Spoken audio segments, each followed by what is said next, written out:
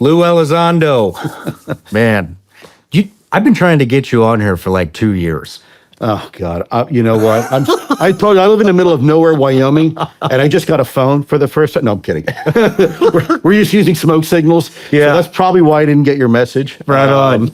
I mean, I sent a couple of UAPs over your way to deliver a message. I don't know. Yeah, Air Force got them, unfortunately, brother. But, F.E. Warren, they're just south of us, and they scramble all the time. So yeah, but so we do every once in a while we do a warm up segment, and we had an interest. I didn't know you were a gun guy.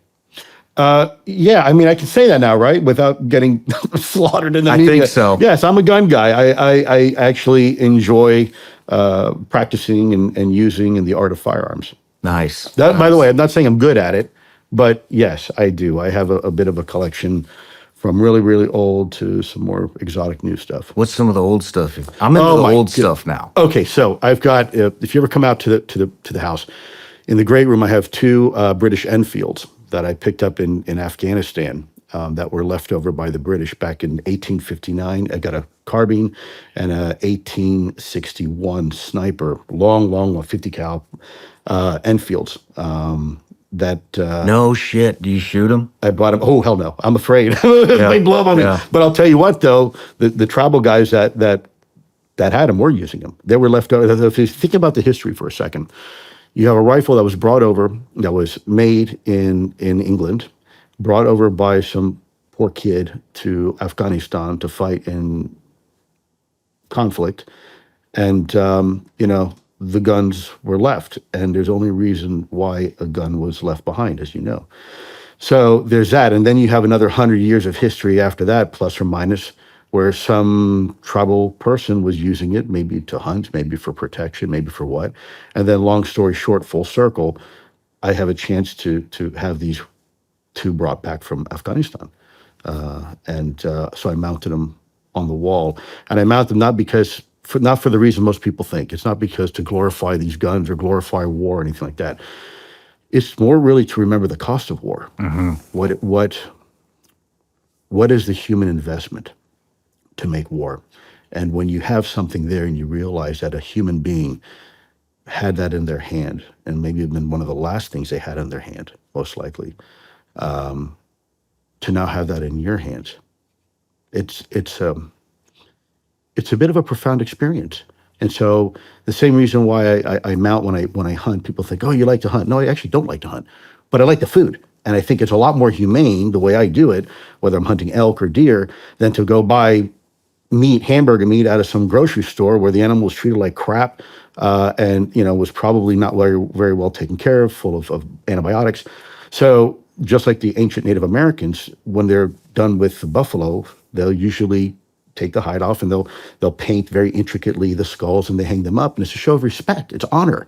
It's not glorifying the kill. On the opposite, it's paying homage to something that gave its life for you. And so, some of my older weapons I have is kind of my way of paying homage, I guess, to some of those folks that don't have a voice anymore. Right on, man. Makes sense. That's cool. Well, we had a conversation downstairs. You had asked me if I was on an island and I had to pick one firearm, handgun. Handgun. One handgun only. With 10 rounds, what would I pick? And so I'm going to ask you the same question. And you got to keep it forever. You got to keep it forever. So you're on an island, and usually we do an everyday carry. We do an everyday carry segment, but I thought that was an interesting question. So world goes to shit. You find yourself on an island with one handgun. What are you picking? That's right. So I've got friends of mine that are probably going to spit on the floor right now, and when they hear me say this, and probably never talk to me again. For the longest time, I was a Glock guy. I carried Glock. I loved it. I still do. Still love Glock. Don't get me wrong. And had one for years and years, and still have quite a few. So I was a true blue Glock guy. Part of it is because I have small hands. People look like, you're this big guy. No, not really. I actually have really small hands.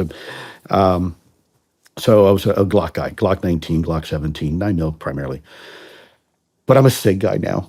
You're a Sig guy. I'm a Sig guy. I am. You I am. switched to the dark side, did. I did the 226, the 228. I got a beautiful 320 tricked out. I got a 365, which I absolutely love to death with a little Romeo on it, Romeo sight. And yeah, I'm a Sig guy. My wife, she's still a Glock gal, but I made the conversion. Which Sig? Which Sig would you take with you on the island? Okay, I would take here, and here's the reason why. And what caliber? I would take a 365, and I would take. Great question. Okay, so 9mm 365, and here's why. A, I'm very familiar with it, so I don't want something that if I only have 10 rounds, they have to count those 10 rounds, right?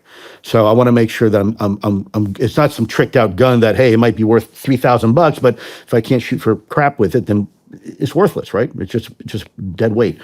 So I want something I'm comfortable with, something that I can handle very, very well, something that is not obscene with noise, something that is not going to be obscene with muzzle flash, and something that I can use, whether it's to hunt or self-protect, but something that's not super bulky either and heavy. You know, as you know, weight matters. And if I get to bug out and I've only got one chance of weapons, depending what else I'm carrying with me, you know, ammunition and guns can start weighing a lot of weight and down. So I want something that I can very easily, if I had to, if on a desert island, I could climb a palm tree with something in my back without, you know, something super big and bulky, something that is, I could carry, I can conceal it if I need to, if somebody comes to my island and maybe I don't want them to know I have a weapon, right? So something that I can hide, I can conceal very well. So you're talking on an island with lots of people. No, hopefully not. Well, I'm sorry, I should have said, yeah. Hawaii.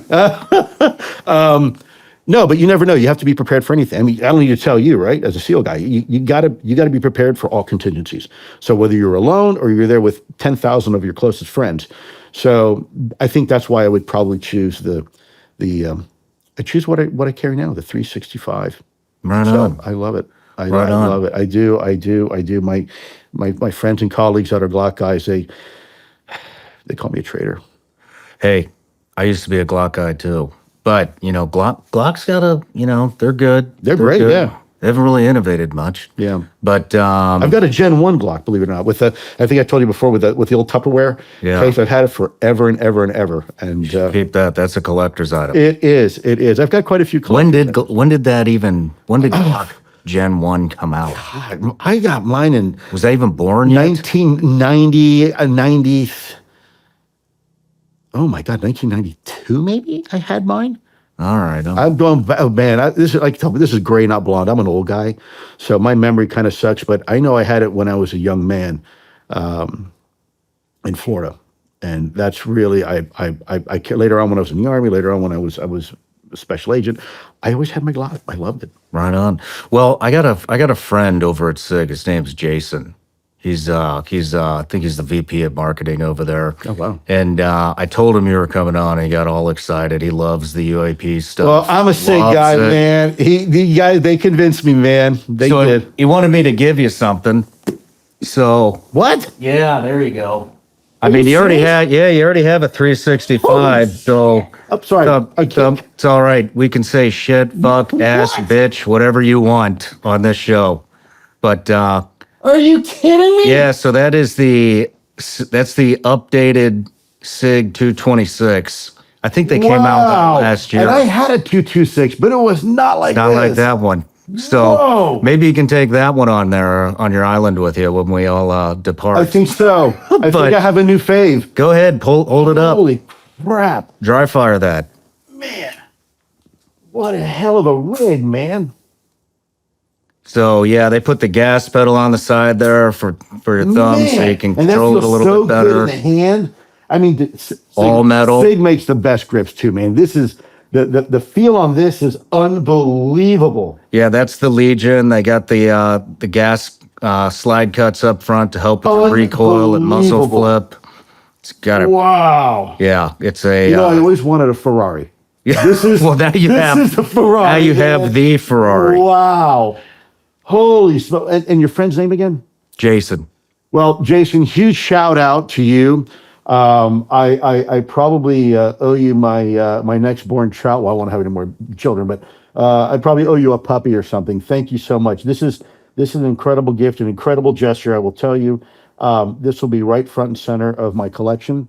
Nice. And on the island. On the island. Well, You can put an optic on there too. You know, I know you old guys love those red dots. it's all right, brother. Hang on, man. I'm old. I told you this is great. I tell people I was in basic training with Moses. We were using like slingshots and spears. It's terrible. I have people that will show the old picture. This is incredible, by the way.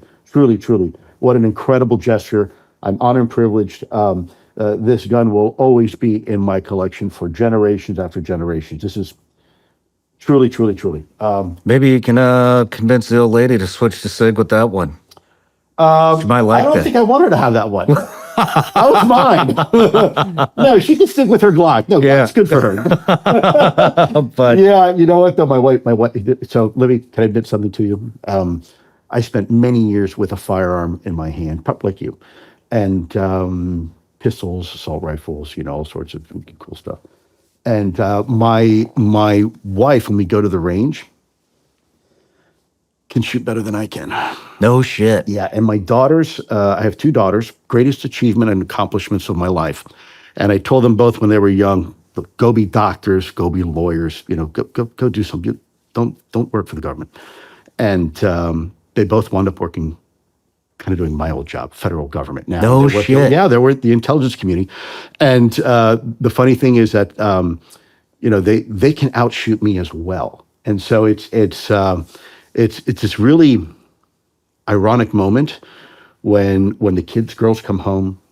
We have big holiday together, Christmas together, and despite my incessant insistence of telling them, look, go be a doctor or a lawyer, they wound up following Dad's footsteps to some degree. And I told them, look, I used to be 6'4" and long blonde hair before I ever started doing this type of work. And I'm only 27, right? This is how you age when you when you work in our line of work. But I couldn't be more proud of them. They really are just incredible young ladies, and they can outshoot me too. So Hey, there can't be a lot more. Having a daughter that knows how to handle a weapon has got to be a very comfortable, comforting feeling. So, well, there was that old adage you hear a lot of fathers say, well, my daughters have a boyfriend, I always I'm cleaning out my shotgun.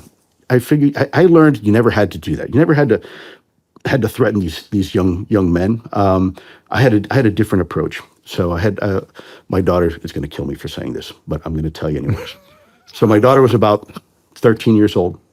And she's one of the little boys in the neighborhood named Zach, I won't say his last name, comes over, and they always knew they had to ask me if they wanted to take Taylor on a walk or something like that. So he comes over and says, Mr. Lewis, kind of stuttering a little bit, and can I take your daughter? Can we walk around the block once? I said, yeah, Zach, you're a good kid. I know your family. You guys go to school together. Yes, you can take my daughter around the block for a walk in the neighborhood we live in. And my daughter goes to Betsy, bring us some hot cocoa. Well, I want to talk to Zach for a minute. So we drink our hot cocoa. Taylor comes back. They go for a walk around the block. And my daughter says, Daddy, what did you tell him? And I said, well, I told him very, very straightforward. I said, look, Zach, my daughter's the greatest achievement of my life. And so you can take her around the block, but here's the deal. And I was just doing I was working, I was like a grease monkey. I had my wife beater shirt on and grease all over me and tattoos. And I said, here's the deal. Whatever you do with Taylor around the block, when you get back, I'm going to do with you. And so my daughter says, Daddy, he wouldn't even hold my hand. So you don't have to threaten. that's a good one. I You don't like have that. to threaten at all. I like that. I might use that later on. I have a daughter, and she's feisty, man. Whoa.